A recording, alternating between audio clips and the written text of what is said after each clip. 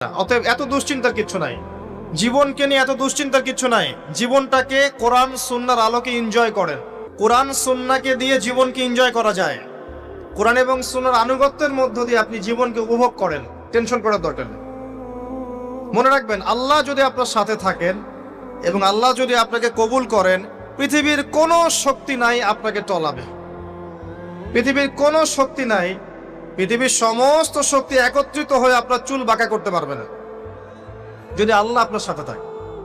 আর যদি আল্লাহ আপনার সাথে না থাকে, আইওয়াস শোডাউন দিয়ে কোনো লাভ হবে না, কেউ আপনাকে বাঁচাতে পারবে।